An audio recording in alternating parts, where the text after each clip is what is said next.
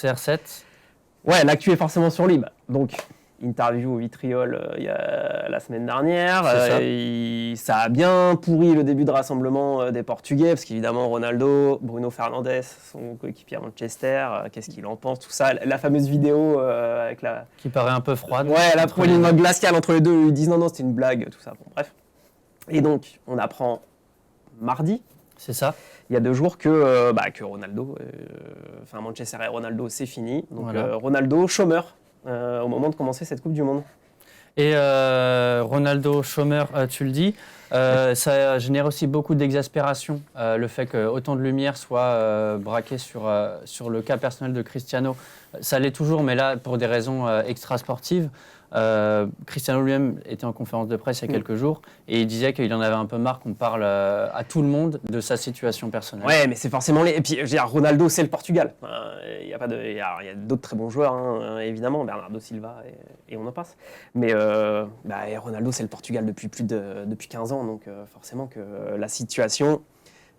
En plus, le jeu du Portugal est toujours vraiment vers lui. On est toujours sur le même logiciel que 2016 quand ils ont gagné l'Euro, à savoir Ronaldo, et puis autour, on essaie de le mettre dans les meilleures dispositions possibles. Et aujourd'hui, même s'il a 37 ans, c'est toujours la même chose. Fernando Santos, il n'a pas il n'a pas changé son fusil d'épaule. Donc évidemment que la forme, l'état d'esprit, la condition de Ronaldo est très importante pour l'équipe du Portugal pour cette Coupe du Monde. C'est lui qui marque... 2018, c'est lui le sauveur en poule avec son triplé contre l'Espagne. Voilà, c'est... Donc évidemment qu'on en parle et on comprend les médias portugais et même du monde entier qui se demandent un peu... Après tout ce qui s'est passé, son début de saison très compliqué, où il a finalement peu joué aussi, surtout parce qu'au-delà de son état d'esprit, c'est dans quelles conditions il est, dans quelle forme il est, Ronaldo. J'ai le chiffre, c'est seulement 10 matchs en Première Ligue pour 4 titularisations et un petit but. Et un but pour Ronaldo entre fin août, septembre, octobre, novembre. Il n'a jamais fait ça de sa carrière. Seulement sur la Première Ligue. Donc gros point d'interrogation avant ce match. Et évidemment que quand on va le regarder tout à l'heure, on va d'abord regarder Ronaldo, ce que ça donne. Et s'il y a autant de lumière sur lui, c'est que c'est un peu the last dance pour lui avec le Portugal, un peu sa dernière Coupe du Monde. Ça va être sa 5e. Il a fait 17 matchs de Coupe du Monde jusqu'à présent pour 7 buts. Alors, il a fait quelques matchs marquants, mais on attend encore un peu plus. Son bilan Coupe du Monde reste un peu décevant avec la sélection portugaise. Il peut quand même devenir le premier joueur à marquer sur 5 Coupes du Monde différentes. Oui. Aussi, ce qui est quand même... On va pas lui enlever ça. Bien sûr. Marque là, il a dans un coin de la tête, on n'en doute pas. Mais oui, forcément, Ronaldo.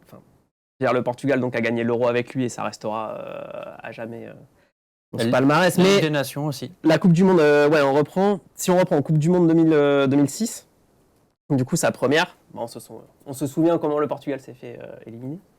Et le Portugal va jusqu'en demi-finale. Demi-finale éliminé par la France, mais un seul but, donc en poule contre l'Iran. Bon, c'était pas non plus.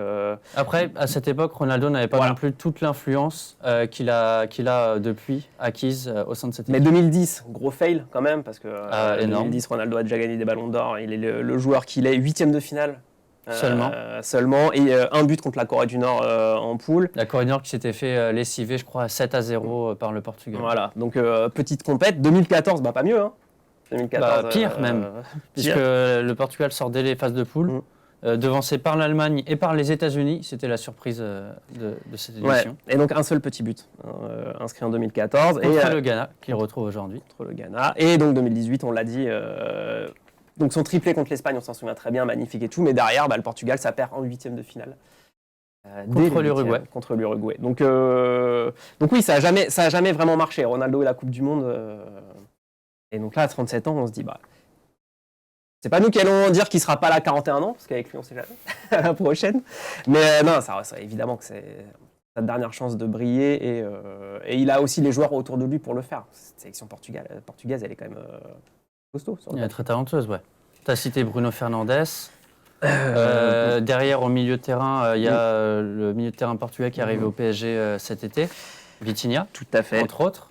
Vitinha. Il y a Ruben Dias en défense. Ruben Dias, énorme défenseur, l'un des meilleurs de sa génération. Et puis, c'est toujours. Dans les cages, il y a aussi Diogo Costa qui est vraiment en train de prendre de plus en plus d'ampleur au FC Porto et même au-delà du Portugal parce qu'il fait des matchs en Coupe d'Europe qui sont très très solides.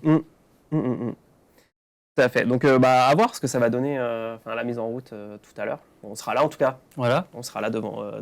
Dites-nous ce que vous en pensez. On n'a pas regardé le chat. Qu'est-ce que ça nous dit Que Cristiano va atteindre les 200 sélections en gagnant ce mondial. Je ne crois pas. À combien il est, Quentin, de sélection? Est-ce qu'on a le chiffre, monsieur? Le chiffre, je crois qu'il est notre monsieur chiffre. C'est 191 sélections. Ah oui, ce sera un peu Cristiano, juste. donc un peu juste. Parce qu'il arrivera au mieux du coup à 198. C'est 7 matchs c'est ça. si on va au bout. Pour 117 buts. Il peut aussi battre un autre record. J'avais vu hier, il me semble, passer le nombre de buts de Eusebio en Coupe du Monde. D'accord. Donc devenir le meilleur buteur portugais en Coupe du Monde de l'histoire. Alors Eusebio, c'était sur une seule compète. Il en avait mis 8 en 66, il me semble. Je n'ai pas noté le chiffre, donc je dis ça. Vous me dites dans le chat si je me trompe, il n'y a pas de souci. Il me semble que c'était 8 qu'il en avait mis et Ronaldo doit être à, du coup... Il est 7. Il est à 7, donc voilà. Babaji qui nous dit l'interview de Ronaldo juste avant le mondial, forcément on va en parler. Oui, voilà. Il le savait en la donnant aussi. Évidemment. Mais il ne peut pas donner cette interview et y aller au lance-flamme sur son club et après reprocher aux gens une semaine plus tard de lui poser des questions là-dessus et de savoir comment ça va, quoi. Donc bon. Comme s'il ne savait pas comment ça se passait, les médias et le football. Salut la team. Ah, il y a Stephman. Un fidèle aussi, un habitué des croisés tu connais. Un habitué des croisés tu connais, qu'on n'avait pas trop vu il me semble encore sur ses quotidiennes. Il y a le petit rythme à prendre. 13-14 heures, c'est exceptionnel pendant toute la durée de ce mondial. Pour finir avec Cristiano, parce qu'il y a quelques heures, on en parlait encore, la fin de son contrat avec United, ça pose une grande question. Il y a cette actu-là aussi. Où est-ce qu'il va aller maintenant? Alors où est-ce qu'il va aller? La Gazzetta hier identifié quelques pistes. En disant que Ronaldo rêvait, lui, du PSG ou de Chelsea, des clubs avec des moyens financiers très conséquents. Alors, je ne crois pas quand même que Nasser soit aussi... Nasser, il aime que ça brille, mais là, faut... Non, Nasser, non, tu n'y vas pas et tu as raison de ne pas y aller. On va s'éviter ça. Mais c'est quoi les clubs en pôle, du coup? La Gazzetta citait l'option Newcastle, qui a été rachetée il y a quelques mois par un fonds saoudien, et qui est en train de rebâtir un projet très solide, puisque Newcastle, l'année dernière, ça luttait pour son maintien. Cette saison en Première Ligue, ils sont dans la première partie de tableau et ils posent des problèmes à pas mal d'équipes. Il y a l'idée, du coup, que le prince saoudien Ben Salman le prendrait à Newcastle pour 6 ou 18 mois, et ensuite aimerait l'envoyer dans un club saoudien, Al Nasser. Avec un petit contrat. Un gros chèque sur la table de à peu près 300 millions d'euros. Ouais, c'était déjà le chiffre qui était sorti, il me semble, qu'on en parlait déjà. On a parlé déjà cet été, oui. Donc il y avait une offre saoudienne pour Cristiano. 300 millions pour un an et demi. Bon. On aura le temps de revenir dessus. Ouais. Ça se fera certainement, ce sera en tout cas certainement pas annoncé pendant le mondial. Il y a déjà eu assez de vagues avant. Oh la bonne vanne de Kavenaghi. Al Nasser, Al-Khelaifi, évidemment, mais oui. Très bon. En tout cas, une dernière info sur Cristiano.